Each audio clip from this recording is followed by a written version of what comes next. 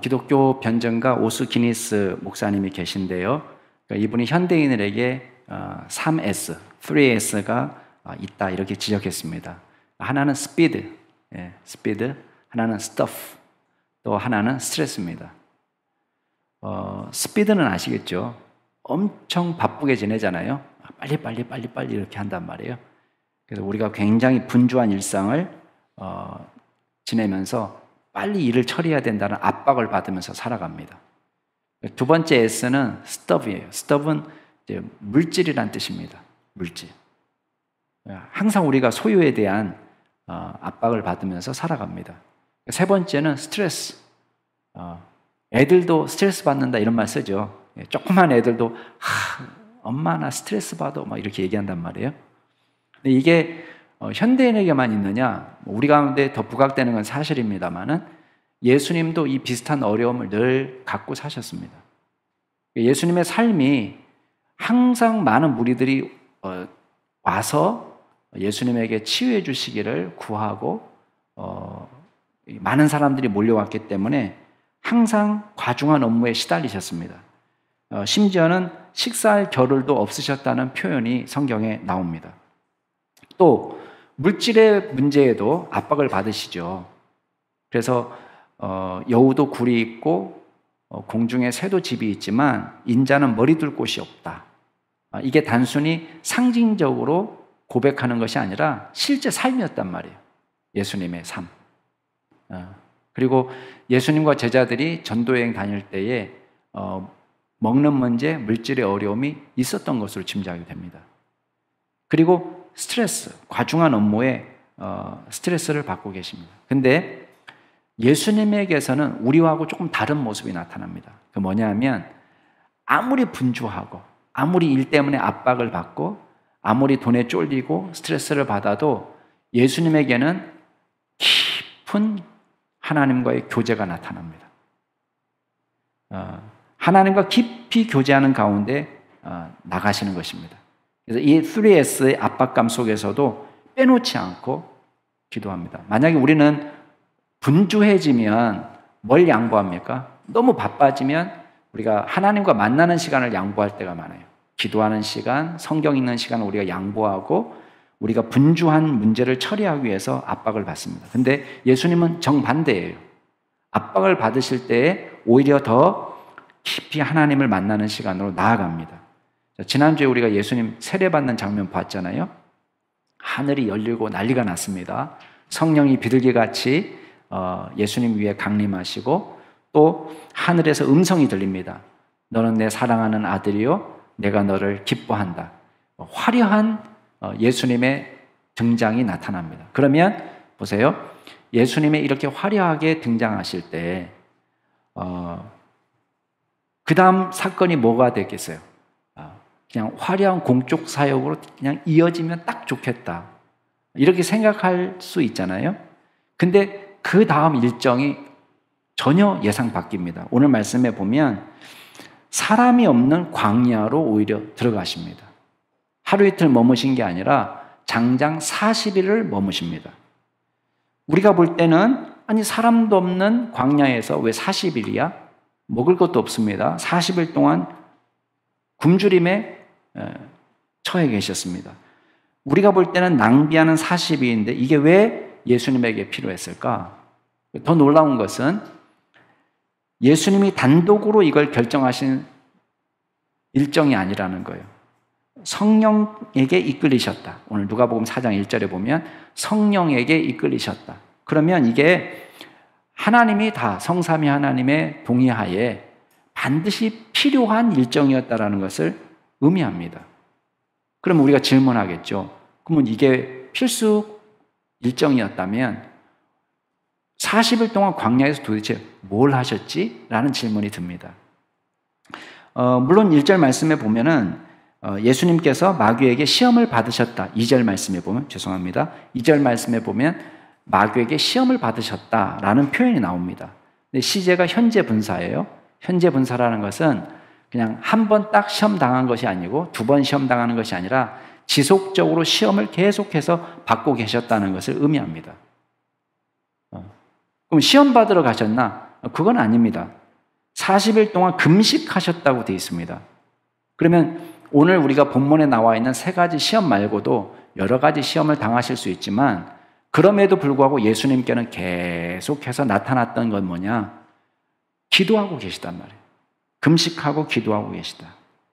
여러분, 마귀가 저희들을 엄청 무서워할 때가 있어요. 언제 무서워하는지 아세요? 우리가 기도를 할 때 무서워합니다. 기도를 작정하면 마귀가 무서워합니다. 왜냐? 기도는 하나님의 능력을 받아 초월적인 역사, 자기 초월의 역사가 나타나는 과정이거든요. 그러면 마귀는 우리가 가만히 하나님과 관계가 서먹서먹할 때 좋아하는 거예요. 근데 우리가 하나님과의 깊은 관계를 맺기 시작하면 마귀가 두려워하기 시작합니다. 우리는 기도할 때 하나님의 음성을 듣고요. 우리의 속 사정을 주님께 말하기도 합니다. 우리의 연약함을 초월하는 하나님의 능력을 받는 시간이기도 합니다. 그러니까 우리가 기도하면 마귀는 극도로 긴장하는 것입니다. 기도하지 않는 성도는 반대로 마귀의 두려움 대상이 아닙니다. 언제든지 마귀가 농락할 수 있기 때문에 그래요. 그렇기 때문에 저와 여러분에게 기도할 수 있는 광야 같은 곳이 반드시 필요합니다. 현대인에게 가장 부족한 것이 뭐냐? 제가 볼 때는요, 이 조용한 시간이 절대 부족한 것 같아요. 우리 둘째가 어렸을 때 저한테 자주 하는 말이 있거든요. 자주 하는 대사. 아빠, 나 심심해. 그 얘기를 많이 해요. 무슨 뜻일까요? 아빠, 나 심심해. 무슨 뜻이죠? 예, 제가 구글 번역기로 돌려보면 아빠 스마트폰 줘. 그 뜻이에요. 예, 아빠, 나 심심해. 스마트폰 주라는 말이에요. 우리가요, 24시간 가만히 보세요. 잠자는 시간 빼고는 심지어는 화장실 가는 시간까지요. 우리는 무엇인가를 듣고 무엇인가를 보고 무엇인가를 읽고 있습니다. 요새는 세련돼 가지고 제가 아침에 새벽에 이렇게 새벽기도 마치고 뒷산에 올라가면요. 할머니들, 할아버지들도 다 뭐 끼고 다녀요. 보청기 아니에요. 이어폰. 다 뭔가를 듣고 다니십니다. 음악을 듣든지, 뭐 이어폰 안 껴도 항상 플레이 온 돼가지고, 손에 딱 쥐고 다니세요. 뭐 거기서 뭐 트로트가 흘러나오든 뭐가 흘러나오든 시사 뉴스가 흘러나오든 뭐가 흘러나오든 하여튼간 이걸 들고 다니시고 꽂고 다니십니다. 예. 뭐 음악을 듣는 게 나쁜 건 아닙니다. 그런데 이거를 우리가 거의 쉴 틈 없이 무엇인가를 보고 무엇인가를 듣고 있다는 거예요. 하나님과 깊이 만날 수 있는 시간이 없는 것입니다. 물론 침묵 자체가 목적은 아닙니다. 조용한 것은 무엇을 위한 시간이냐? 일상과 거리를 두고 또 분주함과 거리를 두고 우리는 하나님과 규칙적으로 만나는 시간을 가져야 됩니다. 그래서 우리가 자연에 들어가면 사실은 산에 올라가면 하나님의 음성을 들을 수 있거든요. 그렇죠. 자연 만물을 보면서 우리는 하나님의 말씀을 듣습니다. 예. 자연 계시가 있잖아요. 그죠? 이 자연이 주는 의미가 있습니다. 저는 그래서 이 숲으로 가면 우리의 영성이 살아난다는 걸 느낍니다. 한번 해보세요, 여러분도. 막 듣지 말고 그냥 조용히 한번 산에 들어가 보세요. 들어가 보시면요, 이 자연이 우리에게 주는 메시지가 있습니다. 하나님께서 우리에게 자연을 통해서 주시는 메시지. 네. 자, 예수님도 마찬가지예요. 광야로 들어가셨는데 40일간 금식하면서 기도하십니다. 모세는 능력받기 위해서 40일간 금식합니다. 기도하는 크리스찬. 야고보가 우리 성도들에게 그런 당부를 하죠. 너희 중에 고난당하는 자가 있느냐? 기도할 것이요. 즐거워하는 자가 있느냐? 그는 찬송할지라. 여러분, 찬송도 기도의 하나예요. 너희 중에 병든 자가 있느냐? 그들은 교회의 장로들을 청할 것이요. 장로들은 교회의 주님의 이름으로 기름을 바르고 그를 위해서 기도할지니라. 믿음의 기도는 병든 자를 구하리니. 잘 보세요. 믿음의 기도는 병든 자를 구한다. 주께서 그를 일으키실 것이다. 혹시 죄를 범하였을지라도 서로 죄를 고백하며 병이 낫기를 간구하라는 거예요. 의인의 간구는 역사하는 힘이 크다. 여러분, 기도는 고난을 이기는 힘입니다. 교회 안에 병든 자가 있습니까? 기도해 주시기 바랍니다. 간절히 기도하시기 바랍니다. 믿음의 기도는 병든 자를 구원할 것입니다. 혹시 죄를 범하였습니까? 징계 가운데 있습니까? 상관없습니다. 우리가 죄를 서로 고백하고 병이 낫기를 서로 기도해 주라고 말씀하십니다. 의인의 강군을 들으시는 하나님, 그 하나님께서 회개하는 자의 기도를 들어주실 줄로 믿습니다. 그래서 우리 가운데 우리 성도님들이 기도를 회복할 수 있기를 바랍니다. 여러분 가운데. 여러분이 기도를 회복하잖아요? 마귀가 벌벌 떨 거예요. 자, 오늘 말씀은 예수님께서 광야에서 시험을 당하시는 기사입니다. 예수님이 시험 당하신 기사는요, 우리에게도 여전히 중요해요. 왜 그렇습니까? 우리도 늘 시험 당하기 때문에 그래요. 그래서 어떻게 하면 시험을 극복할 수 있을지 그 비결을 가르쳐 줍니다. 그래서 두 가지를 기억하세요. 먼저 우리가 이 시험을 볼 때 예수님을 시험하시는 마귀는 우리도 시험한다는 거예요. 자, 시험 당하는 것은 특별한 사람만 당하는 게 아닙니다.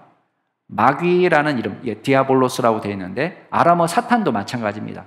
아람어로 말하나 헬라어로 말하나 똑같은 의미가 있는데 그게 뭐냐면 accuser, 참소하는 사람, 고소하는 사람이라는 뜻입니다. 마귀는 어떻게든 우리를 걸고 넘어지려고 합니다. 자, 누가 시험에 듭니까? 예외 없습니다. 예외 없습니다. 누구든지 시험 당합니다. 마귀는 늘 우리 가까이에 있으려고 합니다. 우리는 이 사실을 자꾸 잊어버립니다. 은연중에 우리는 어떤 생각하냐면은 특별히 나쁜 사람만 시험 받는 줄 알아요. 성령 충만하면 시험 안 받아. 물론 성령 충만이 도움이 됩니다. 그러나 마귀는 그런 거 가리지 않습니다. 자, 예수님 시험하실 때 예수님이 성령 충만 안 해서 시험 받으셨나요? 아닙니다. 예수님은 성령이 충만하셨어요. 오늘 1절 말씀에 보면 성령님이 2번 나옵니다. 성령의 충만함을 입어 또 광야에서 40일 동안 성령에게 이끌리시며, 자, 성령이 2번 나오지만 하나님과 늘 동행하지만 마귀는 예수님을 시험하고 있습니다. 예외 없습니다. 예수님도 시험합니다. 그러면 우리도 시험합니다. 목사도 예외 없고 장로도 예외 없고 아무도 예외 없습니다. 누구든지 마귀는 시험합니다. 우리가 이걸 기억해야 돼요. 두 번째 우리가 기억할 건 뭐냐면 예수님이 시험을 이기셨다는 거예요. 이게 우리한테 위로가 됩니다. 자, 우리는 늘 실패에만 익숙해져 있어요. 아담을 보면 실패했고 하와를 보면 실패했고 애굽에서 나온 이스라엘 백성들이 광야에서 실패했고 가나안 땅에 들어간 이스라엘 백성들이 실패했고 우리는 늘 실패만 봤습니다. 근데 오늘 말씀해 보니까요, 예수님이 이기는 장면을 보여줍니다. 마귀의 시험을 보기 좋게 이기십니다. 이건 우리에게 뭘 가르칩니까? 승리의 희망을 가르쳐줘요. 그리고 예수님의 이기신 모습을 우리가 본받으면 이길 수 있다는 것을 보여줍니다. 오늘 우리가 3가지 시험을 볼 거예요. 마귀가 예수님을 시험한 3가지 시험 속에서 우리는 마귀의 전략을 읽을 수 있습니다. 마귀의 대표적인 거짓말이 뭐냐? 여러분이 물론 우리가 당하는 시험을 한두 가지로 정리하기는 어렵지만 제가 보니까요, 여러분이 당하신 시험은 대부분 이 3가지 범주 안에 들어가요. 예수님이 받으신 이 3가지 범주 안에 거의 끼워 맞출 수 있습니다. 그러면 이 3가지 범주를 보면서 우리가 마귀의 전략을 우리가 간파해야 되고, 그 다음에 예수님의 이기신 방법을 통해서 우리도 어떻게 시험을 이길 수 있는지를 한번 생각해보는 그런 시간이 되면 좋겠습니다. 자, 첫 번째 시험이 뭐죠? 자, 첫 번째 시험은요, 돌을 떡으로 바꾸라는 시험이에요. 하나님의 아들이 되면서 돌을 떡으로 바꿔봐. 자, 굉장히 간교하죠? 왜 간교합니까?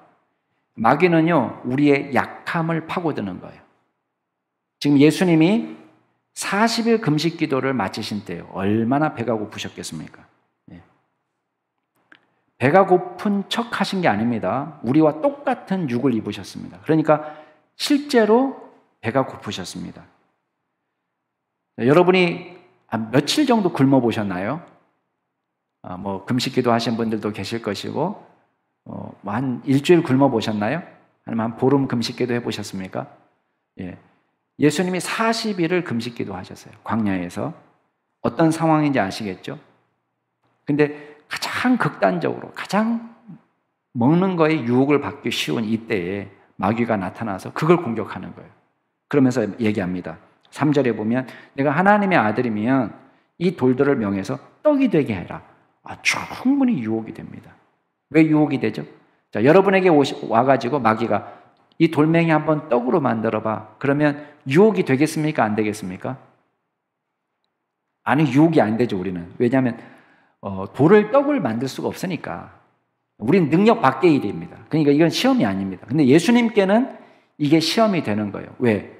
예수님은 마음만 먹으시면, 마음만 잡수시면 얼마든지 당신의 신적 권능으로 기적을 행할 수 있습니다.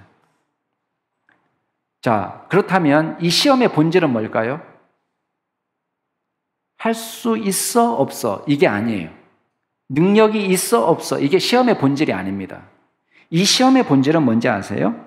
마귀가 무엇이 이 땅에서 제일 중요하냐 질문하고 있는 거예요. 마귀의 질문에는 이게 암시되어 있습니다. 세상에서 먹고 사는 것이 제일 중요해요. 이게 지금 들어가 있어요. 빵 정도 만드는 거, 빵은 먹어야지. 이건 다이아몬드가 아니잖아. 이건 사치품이 아니야. 먹고 사는 게 제일 중요해. 40일 금식하셨는데 하나님은 너를 도와주지 않으셔. 네가 알아서 먹을 걸 해결해야 돼. 지금 이렇게 공격하는 것입니다.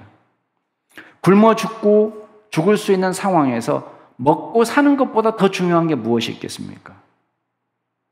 솔깃하죠. 그래, 40일을 굶었는데 물불을 가릴 게 있어? 그냥 먹고 사는 게 제일 중요하지? 라고 말할 것입니다. 근데 예수님이 뭐라고 대답하세요? 자, 4절 같이 한번 읽어볼까요? 예수님의 대답을 한번 들어봅시다. 시작. 예수께서 대답하시되 기록된 바 사람이 떡으로만 살 것이 아니라 하였느니라. 자, 이게 마태복음 4장에 가면 뒷부분이 더 나오죠? 마태복음 4장 4절에는 뭐라고 되어 있습니까? 사람이 떡으로만 사는 것이 아니요 여호와의 입에서 나오는 모든 말씀으로 사는 줄을 내가 알게 하리라. 이게 신명기 8장 3절의 인용입니다. 예수님께서는 말씀으로 대적하십니다. 말씀으로 대적. 예. 그러면 신명기 8장 3절이 원래 강조하는 건 뭐예요? 예. 이스라엘 백성들이 광야로 나왔어요.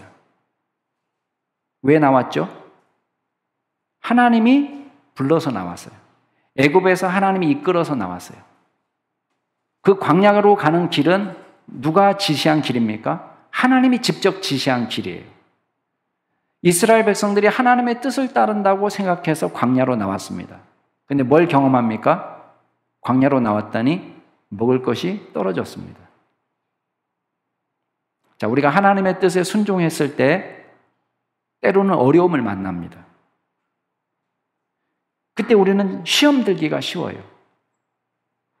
그런데 이게 하나님의 작전이에요. 우리가 하나님의 명령에 순종했는데 하나도 어려움이 없이 모든 게 다 순탄하게 갈 수도 물론 있습니다. 그런 경우도 있죠. 그렇지만 대부분의 경우는 명령에 순종하고 주의 뜻을 따라 삽니다. 그러나 고난을 당합니다. 욕을 들어먹기도 합니다. 오해를 받기도 합니다. 푸대접을 받기도 합니다. 조롱을 당하기도 합니다. 우리 삶 가운데 있는 거예요. 그럴 때 우리는 어떤 생각이 드냐면 신앙이고 나발이고 아무것도 필요 없어. 그냥 먹고 사는 게 최고야. 이렇게 생각할 수 있습니다. 근데 이스라엘 백성들이 뭘 경험합니까? 물론 실수하죠. 하나님을 원망하기도 합니다. 그런데 하나님께서 뭘 보여주셨어요? 하늘에서 만나를 주셨습니다. 광야에 나와서 굶어 죽은 것이 아니고 인간적으로는 굶어 죽지만 하나님의 명령에 순종했더니 광야에서 하늘의 양식을 맛본 것입니다. 주님 앞에 순종했더니 믿음으로 나아갔더니 하나님이 우리의 인생을 책임져 주시는 걸 경험한 것입니다. 그렇기 때문에 사람이 떡을 제일 중요하게 생각하면서 살아갈 수도 있지만 아니야, 하나님의 말씀이 우리 가운데 제일 중요한 거야. 먹고 사는 문제보다도 신앙이 제일 중요해 라고 결단했을 때 하나님께서는 저와 여러분의 인생을 책임져 주신다는 겁니다. 여러분, 우리는 인생을 살면서 삶의 축을 무엇으로 삼느냐? 우리 결정할 수 있습니다. 여러분, 어떤 사람이 만약에 자녀 교육을 삶의 축으로 생각한다고 생각해 보세요. 그러면요, 자녀 교육의 삶의 축이 되면 그 나머지는 다 희생할 수 있습니다. 이게 제일 중요하게 생각하니까. 그래서 심지어는 자녀 교육이 제일 중요하다고 생각하면요, 자, 맹자 어머니처럼 이사를 갈 수도 있습니다. 내가 사랑하는 친지들, 가족들, 익숙함을 다 포기하고 동네를 바꿀 수 있어요. 동네를 바꿀 수 있어요. 좋은 학원을 따라서 동네를 바꿀 수 있습니다. 아니, 심지어 나라를 바꾸기도 합니다. 유학을 보내기 위해서. 부부가 떨어져 살기도 합니다. 자녀 교육이 축이 되면 이게 축으로 삼고 돌아가기 때문에 나머지는 다 희생할 수 있는 거예요. 좋은 직장을 놔두고 이민을 갈 수도 있습니다. 안정된 생활을 버리고 이민을 가버리기도 합니다. 이게 뭡니까? 이게 자녀 교육이 축이 되면 그렇습니다. 자, 건강이 축이 되면 어떻게 됩니까? 내가 건강이 제일 중요해 라고 생각하면요, 건강을 위해서 잘 다니던 직장을 그만둘 수 있습니다. 왜? 이 직장이 내 건강에 해롭다 생각하니까. 사업이 너무 잘 되는데 그 사업을 접기도 합니다. 왜? 건강 때문에. 건강이 이게 중심축이 되니까 나머지는 다 희생할 수 있는 거예요. 건강이 중심이 되면요, 식성도 바꿔버립니다. 건강이 중요하지 생각하면요, 내가 먹고 싶은 걸 절제합니다. 그렇게 될 때가 있죠. 돈 버는 게 우리의 축이 되면 그 돈 버는 것 때문에 가정을 희생시킬 수도 있고, 자녀 교육을 조금 등한시할 수도 있고, 이 돈 버는 것 때문에 친구를 배반하기도 하고, 돈 버는 것 때문에 때로는 범죄를 저지르기도 하고, 돈 버는 것 때문에 내 건강을 갈아넣기도 합니다. 무엇이 축이냐가 이만큼 중요한 것입니다. 여러분의 삶의 축은 무엇입니까? 예수님께서는 우리의 삶의 축이 먹고 사는 데 달려있지 않다라고 말합니다. 우리의 삶의 축이 무엇이 되어야 되느냐? 하나님의 입에서 나오는 모든 말씀이 우리의 삶이 축이 되어야 된다고 말씀하고 있는 것입니다. 마귀는 여러분에게 거짓말할 거예요. 야, 세상에 먹고 사는 것이 제일 중요해. 그거보다 더 중요한 게 어디 있어? 야, 신앙이 밥 먹여줘? 하나님의 밥 먹여주냐고. 먹고 사는 게 제일 중요하다니까? 이게 마귀가 주는 거짓말이에요. 그럼 여러분은 이렇게 얘기해 줘야 됩니다. 웃기지 마라. 하나님의 말씀대로 사는 게 제일 중요해 라고 말해줘야 됩니다. 그럼 마귀가 이렇게 얘기할 겁니다. 그래도 먹고는 살아야지. 먹는 게 제일 중요해. 그럼 여러분이 이렇게 말해주세요. 야, 이거 왜 이래? 하나님은 먹는 것보다 더 중요한 생명 주신 분이야. 우리 생명을 주셨으면 우리가 생명을 유지할 수 있도록 먹는 건 당연히 하나님이 주시는 거야. 제일 중요한 게 뭔지 알아? 먼저 그나와 그 의를 구하는 게 제일 중요한 거야. 하나님의 말씀으로 사는 게 더 중요한 거야 라고 똑부러지게 얘기해 주시기 바랍니다. 여러분, 하나님을 우리의 삶의 중심 축으로 삼으시기를 바랍니다. 하나님의 뜻을 분별하고 그 뜻에 순종하는 것을 최우선순위에 두시고 살길 바랍니다. 하나님의 입에서 나오는 모든 말씀으로 우리 영혼이 살아납니다. 그리고 우리의 인생을 책임져 주십니다. 그리고 영생의 복락도 누리게 하십니다. 자, 두 번째 마귀의 거짓말은 뭔지 아세요? 세상이 자기 거라는 거예요. 이게 마귀가 주는 거짓말입니다. 마귀는 예수님을 높은 곳에 데려가서 이 세상을 보여주셨습니다. 누가복음 4장 6절에 보면은 이 모든 권위와 그 영광이 내가 너한테 줄 수 있어. 이 모든 영광을. 이것은 내게 넘겨진 것이기 때문에 내가 원하는 사람에게 줄 거야. 그러므로 네가 만일 내게 절하면 다 내 것이 될 거야 라고 말합니다. 여러분, 두 가지 거짓말이 나오죠. 여기서 세상은 자기 것이라는 거. 이건 거짓말이에요. 세상은 마귀 것이 아닙니다. 두 번째 거짓말이 뭔지 아세요? 자기와 타협하라는 거예요. 자기한테 경배하면 자기가 세상의 영광과 권세를 주겠다는 거예요. 쉽게 말하면 이 세상의 기준은 자기라는 거예요.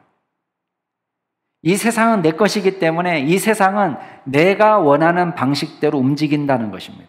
거짓말이에요. 우리는 이 세상을 살면서 말씀의 요구를 듣습니다. 그리고 동시에 세상의 성공 법칙이라고 생각하는 것을 바라봅니다. 우리가 생각할 때는 세상과 적당히 타협해서 세상의 요구에 복종할 때 성공할 수 있다고 생각합니다. 은연중에 하나님은 교회 안에만 계신 분이라고 착각합니다. 교회 밖을 나가는 순간 거기는 세상의 법이 작동한다고 생각합니다. 교회 안에서는 하나님이 계시기 때문에 하나님 말씀을 들으면 되지만 세상에 나가면 마귀의 법이 작동하기 때문에 마귀의 음성을 들어야 된다고 생각합니다. 여러분 기억하시기 바랍니다. 온 세상의 주인은 하나님이시라고 믿으시기 바랍니다. 온 세상의 주인은 하나님이세요. 하나님은 교회 안에만 계신 분이 아닙니다. 온 세상의 주인입니다. 여러분 다니엘을 보세요. 다니엘. 다니엘은 포로로 바벨론에 잡혀갔습니다. 어린 나이에. 바벨론은 어떤 곳입니까? 우상 숭배 땅입니다. 거기는 성전이 없습니다. 예루살렘 성전이 없습니다. 사람들은 생각할 때 예루살렘 성전에 하나님이 계시다. 먼 곳에 바벨론에 왔으니까 바벨론은 하나님의 성전이 없다. 여기는 바벨론의 신이 역사한다. 이렇게 생각할 거 아닙니까? 자기 나라에서도 성공하기 힘듭니다. 근데요, 놀라운 사실이 벌어졌습니다. 다니엘이 바벨론의 총리가 된 것입니다. 이게 어떻게 가능할까요? 더 놀라운 것은 왕이 4번 바뀌었습니다. 4번. 왕이 4번 바뀌었는데 총리가 안 바뀌어요. 장기 집권이에요. 다니엘이 총리예요. 더 놀라운 것은 나라가 한 번 뒤집어졌어요. 바벨론이라는 나라가 망하고 페르시아가 들어섰습니다. 근데 페르시아 고레스 밑에서도 총리로 지냈습니다. 그럼 이 기적이 어떻게 일어났을까요? 그럼 세상의 법칙으로는 설명이 불가능합니다. 다니엘 얘기를 제가 조금 더 하면 다니엘이 포로로 잡혀갔는데요. 영재학교에 입학하게 됐습니다. 이것도 기적이죠. 왜냐하면 왕이 포로로 잡아온 사람 중에 좀 쓸만한 인간 없을까? 걔네 좀 가르쳐서 우리 좀 이 나라를 위해서 쓰임받도록 좀 관원으로 만들어 보지. 그래서 포로로 잡혀온 사람이 일종의 영재학교 들어간 것입니다. 저런 기숙사 생활에 국가에서 전액 장학금 나오는 거예요. 여러분, 노예로 잡혀왔는데 국가 장학금으로 공부를 하게 된 겁니다. 이것도 기적이잖아요. 문제는 뭐냐면 기숙사 급식이 문제예요. 이게 이방인들이 먹는 음식은 성경의 레위기 11장에 거룩한 하나님의 백성들이 지켜야 될 음식 규례하고는 상관없는 음식이 나오는 거예요. 그러니까 원래 하나님은 채식을 명령한 건 아닌데 육식은 전부 다 이 레위기 11장을 어길 수밖에 없도록 돼 있어요. 왜? 도살하는 과정에서. 그러니까 피를 먹지 말아야 되는데 어쨌든 간에 도살하는 과정 또 짐승 규례가 있잖아요. 먹어도 되는 음식, 먹지 말아야 될 음식. 이걸 지킬 수가 없는 거예요. 그러니까 아예 안전하게 하기 위해서 채식을 고집합니다. 그러니까요, 난리가 났어요. 왜냐? 여러분, 영재학교 기숙사에서 어떤 애가 영양실조로 쓰러졌다 그러면 그 책임은 누구예요? 누가 져요? 학교장이 지겠죠, 학교장. 그러니까 이 아스브나스 황관인데 이 책임자가 발칵 뒤집힌 거예요. 책임자가 놀란 거예요. 야, 너 그러다가 너 영양실조 나면 난 해고다. 그러니까요, 딜을 합니다. 한번 보시라고. 내가 채식만 먹어도 내가 몸이 상하면 그때는 제가 처분대로 하겠습니다. 어떤 일이 벌어졌습니까? 하나님이 보호해 주시니까요, 다른 사람들보다 더 윤택이 나는 거, 얼굴에. 그래가지고 안전하게 넘어갔습니다. 그리고 총리가 됐습니다. 근데요, 우리나라에서도 이 정치하시는 분들 보면요, 이 권력욕이 장난이 아니잖아요. 위에 있으면 끄집어내기 위해서 없는 말도 지어내고 거짓말하고 난리가 납니다. 근데 다니엘이 총리가 됐는데 그걸 끄집어내기 위해서 얼마나 많은 거짓말과 시기와 질투와 암투가 있었겠습니까? 근데 문제는 다니엘을 아무리 탈탈 털어도 잘못을 찾아낼 수 없는 거예요. 딱 하나 찾아냈어요. 그게 뭐냐면 신앙이에요, 신앙. 이 신앙으로 걸면 되겠다. 그래서요, 특별법을 제정합니다. 일명 다니엘 제거법이에요. 다니엘 제거법. 법이 뭐냐면 다른 거 없어요. 30일 동안 임금님 외에 다른 어떤 대상이나 신에게 절하거나 경배하면 사자굴에 집어넣읍시다. 그게 그 법이에요. 이 법을 어길 수 있는 사람은 바벨론 천지 아무도 없어요. 딱 누구? 다니엘 한 사람밖에 없어요. 다니엘 한 사람에게 적용하는 거예요. 여러분, 다니엘 6장 7절에 보면은 다니엘이 이 법을 알고 있습니다. 알고 있는데 어떤 일이 벌어졌냐면 이 조서에 도장이 찍힌 줄을 알고도 자기 집에 가가지고 창문을 열어놓고 예루살렘을 향해서 자기가 하던 대로 하루 3번 하나님 앞에 기도합니다. 내용은 왜 이렇습니까? 하나님, 정말 나를 왜 이러십니까? 이거 불평이 아니에요. 거기 보면, 성경에 보면 무릎을 꿇고 기도하며 그의 하나님께 감사하였더라. 여러분, 총리직을 유지하려면 30일만 참으면 됩니다. 아니, 기도를 해도 화장실에서 아무도 보는 사람 없을 때 기도하면 됩니다.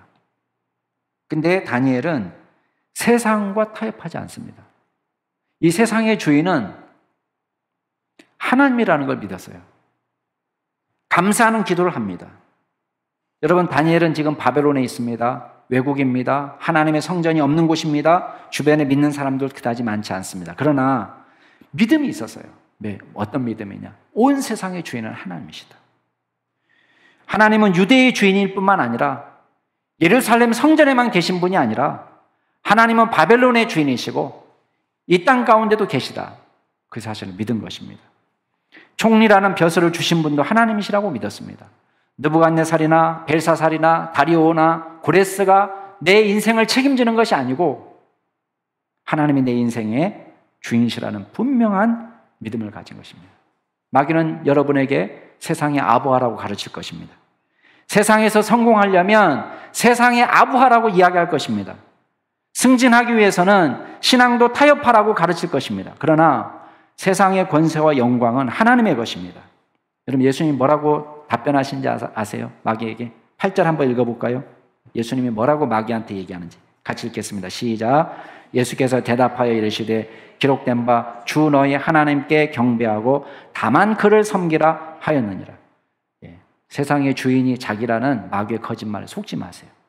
다만 하나님만 경배하세요. 하나님만 예배하시고 하나님만 섬기시고 하나님만 따라가시기 바랍니다. 그게 진짜 복받는 길이고 크리스찬의 삶인 줄 압니다. 자, 마지막으로 우리가 기억할 게 있습니다. 마귀의 거짓말은요, 자꾸 하나님의 사랑과 보호를 의심하게 만들어요. 마귀는 예수님을 이끌고 성전 꼭대기로 갔습니다. 어떤 사람은 이게 광야에서 순간 이동이 이게 환상이냐, 그냥 머릿속으로만 간 거냐, 진짜 성전 꼭대기에 서 있는 거냐, 뭐 이거 갖고 이야기합니다만은 저는 실제 일어날 수 있다고 믿습니다. 진짜 이게 실제 이렇게 돼야지 시험 아니에요, 그죠? 머릿속으로만 하는 거야 뭐 얼마든지 할 수 있죠. 근데 실제 배고픈 거고요, 예수님이, 그죠? 실제 성전 꼭대기에 올라간 거예요. 아마도 이 성전 꼭대기에 오르셨다면 남쪽 망대 위로 짐작이 됩니다. 왜냐하면 남쪽 망대는요 바로 밑으로 어디로 연결되냐면 기드론 골짜기하고 연결돼요. 그러니까 지면하고 이제 땅이 아니라 땅보다 더 밑으로 내려가는 거예요. 낭떠러지. 그러면 밑에 까마득하게 밑에가 40m 정도 높이에요. 여기서 떨어지면 가루가 되는 거죠. 그곳에 예수님을 세워두고 말합니다. 야, 떨어져 봐. 하나님이 아들이라면. 하나님의 사자를, 하나님께서 너를 위해서 사자를 보내주실 거예요. 천사를 보내주실 거예요. 그리고 천사가 다 손으로 받아가지고 떨어질 때 딱 돌멩이에 떨어지지 않도록 탁 받아줄 거야. 매트로. 천사 손바닥 매트 탁 받아줄 거야. 이거를 마귀는 자기 말로 하지 않고요. 시편 91편을 인용했어요. 마귀도 공격할 때는 말씀을 인용합니다. 이단도 우리를 공격할 때 말씀으로 옵니다. 말씀으로. 우리도 말씀으로 공격받을 수 있어요. 근데 잘못된 말씀 인용이죠.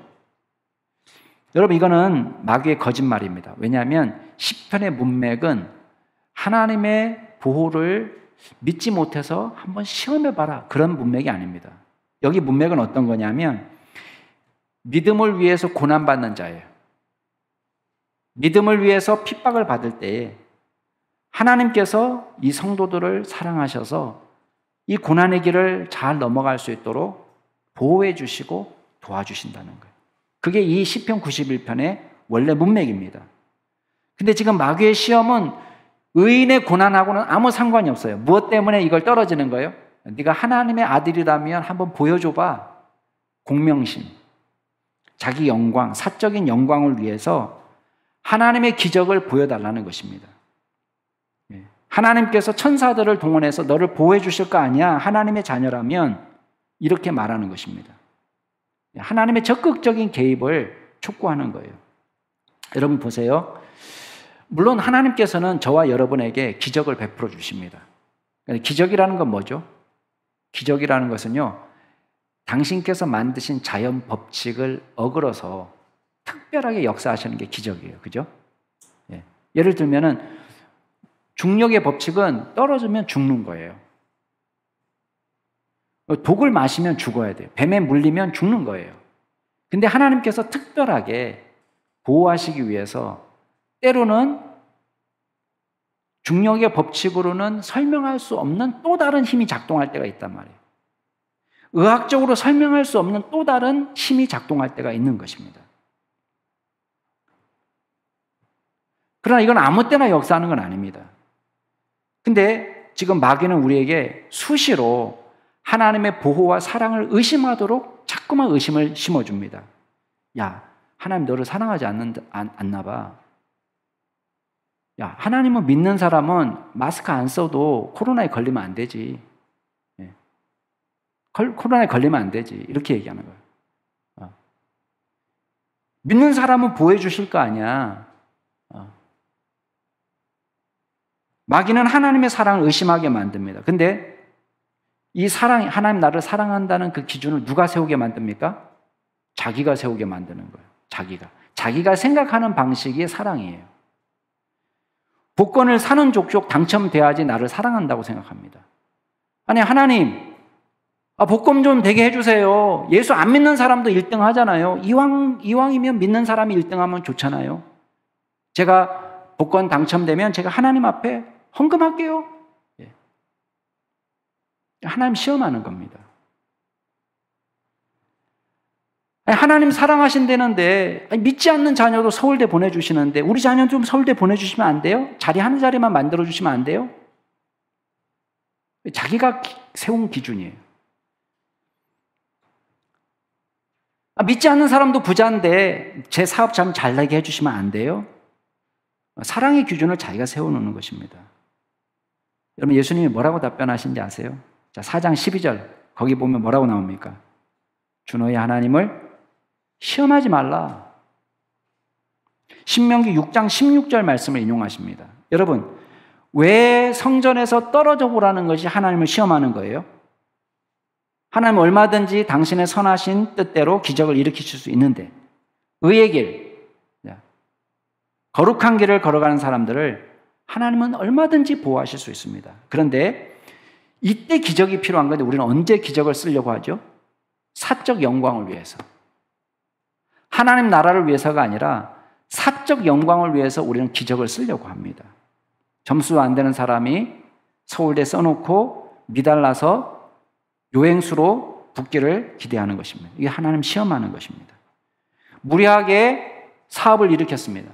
여기서 저기서 막 있는 돈 없는 돈 다 쏟아 때려 부어놓고 그리고 위험한 상황 속에서 사업이 잘 되도록 이것도 하나님 시험하는 거예요. 여러분, 우리는 사업과 별도로 우리 자녀의 대학과 별도로 하나님은 언제나 우리를 사랑하셨습니다. 그렇죠? 하나님은 우리를 언제나 사랑하십니다. 심지어는 스데반이 돌에 맞아 죽을 때도 하나님은 스데반을 사랑하셨어요.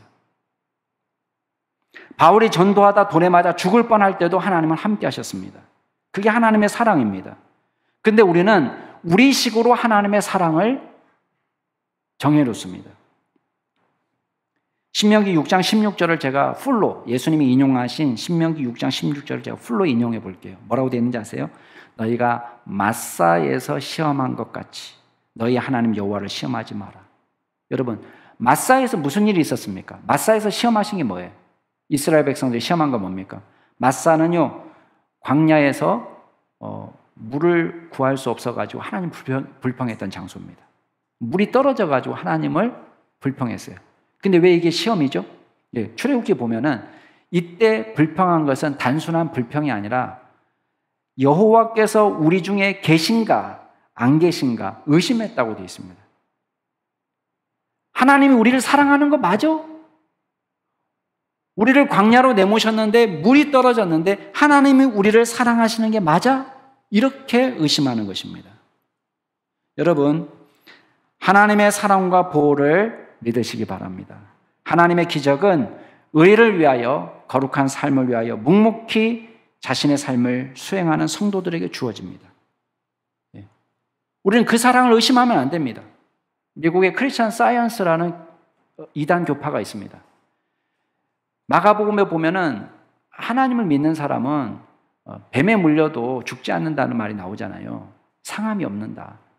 예배 드릴 때, 주일 예배 드릴 때 여기 독사를 풀어놓고 예배한 거예요. 어떻게 되겠습니까? 죽는 거죠. 그게 하나님을 시험하는 거예요. 물론 바울은 복음을 위해서 살다가 뱀에 물리기도 합니다. 사도행전에 보면. 근데 뱀에 물려가지고 툭툭 털어서 멀쩡하니까요, 사람들이 신이다 그랬습니다. 하나님이 바울을 보호해 줬습니다. 그러나 바울이 순교할 때도 하나님은 여전히 사랑하신 거예요. 하나님의 사랑을 의심하면 안 됩니다. 감옥에 수감된 세례 요한도 하나님은 사랑하셨습니다. 돌에 맞아 순교하는 스데반도 하나님은 사랑하셨습니다. 성전에서 떨어져서 죽은 야고보도 하나님 사랑하셨습니다. 여러분, 이 똑같은 일이 벌어진 거예요. 야고보를 성전 끝에 세워놓고는요, 밀었습니다. 사람들이. 예수님의 친동생 야고보요. 성전에서 밀었어요. 땅에 떨어졌는데 뼈가 으스러졌습니다. 바로 즉사하지 않았습니다. 그랬더니요, 뼈로 으스러진 야고보를 사람들이 몰려들어가지고 곤봉으로 내리쳐서 죽였다고 되어 있습니다. 여러분, 스데반은 미움받은 것입니까? 야고보는 미움받은 것입니까? 아닙니다. 하나님은 저와 여러분을 여전히 사랑하시고 여전히 보호하신다는 사실. 우리가 주님을 시험해 보지 않아도 주님은 여전히 우리를 사랑하신다는 사실, 그 사실을 분명히 믿으시길 바랍니다. 여러분, 사랑하는 성도 여러분, 마귀는 저와 여러분을 오늘도 넘어뜨리기 위해서 유혹할 겁니다. 수많은 거짓말로 찾아올 겁니다. 그래, 먹고 사는 것이 믿는 것보다 더 중요하지. 그래도 먹고 살아야지 신앙생활 하지. 이렇게 거짓말할 겁니다. 단호하게 얘기해 주세요. 사람이 떡으로만 사는 것이 아니라 하나님의 입술에서 나오는 모든 말씀으로 산다. 또 마귀가 와서 시험할 겁니다. 이 세상의 주인은 나라고,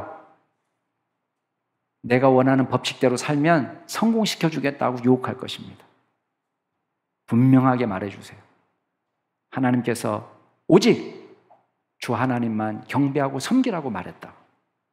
분명히 이야기해 주시기 바랍니다. 마귀는 와서 여러분을 시험할 겁니다. 하나님이 너를 사랑하지 않을 거야. 너를 보호해 주지 않을 거야. 우리에게 의심을 불어넣을 것입니다. 그때 여러분이 담대하게 얘기해 주세요. 주 너희 하나님을 시험하지 마라. 주님은 나를 여전히 사랑하신다. 이야기해 주시기 바랍니다. 반지의 제왕에 등장하는 프로도가 반지 원정에 나서기 전에 삼촌 빌보로부터 두 가지 선물을 받습니다. 하나는 스팅이라는 검입니다. 또 하나는 옷처럼 얇고 가볍지만 부드러운 천이지만 어떤 세상의 검도 뚫을 수 없는 그런 갑옷을 받습니다. 그러면서 이렇게 이야기합니다. 야, 넌 그냥 지극히 평범한 호빗이야. 그렇지만 겉보기와는 전혀 달라. 왜 달라졌습니까? 뭐가 달라지게 한 겁니까? 스팅이라는 검과 갑옷이 달라지게 한 것입니다. 저와 여러분에게 뭐가 있습니까? 하나님의 말씀, 그 성령의 검이 있습니다. 믿음의 방패가 있습니다. 성령님께서 우리를 보호해 주십니다. 그렇기 때문에 저와 여러분은 평범한 사람들이지만 겉보기와는 다릅니다. 왜 그렇습니까? 하나님의 사람이니까. 주님의 보호하심이 있으니까. 우리 옆에 분에게 한번 얘기해 주시겠습니까? 집사님은 평범하지만 특별합니다. 한번 얘기해 주세요. 예, 집사님은 평범하지만 특별합니다. 예, 예. 저와 여러분에게 함께하는 성령의 검. 우리가 깨어서 주님 앞에 기도하며 믿음의 방패로 나아갈 때에 마귀의 어떤 유혹과 공격에도 예수님처럼, 예수님이 승리하신 것처럼 능히 승리할 줄로 믿습니다. 같이 한번 기도하겠습니다. 존귀하신 하나님 아버지, 감사합니다. 지극히 평범한 저희들을 탁월하게 만들어 주시고 어떠한 시험과 유혹에도 주님처럼 말씀으로 극복할 수 있는 능력 주시니 감사드립니다. 우리가 이 땅에 살면서 마귀의 거짓말에 속지 않게 하시고 주님의 말씀을 붙잡고 믿음으로 달려가는 저희들 되게 하여 주시옵소서. 우리가 넘어지고 쓰러질 때마다 다시 일으켜 주셔서 주님의 친히 보호하심과 돌보심으로 우리의 걸어갈 믿음의 길을 끝까지 완주할 수 있는 귀한 종들이 다 될 수 있도록 도와주시옵소서. 감사드리며 모든 말씀 우리 구주 예수 그리스도의 이름으로 기도드리옵나이다. 아멘.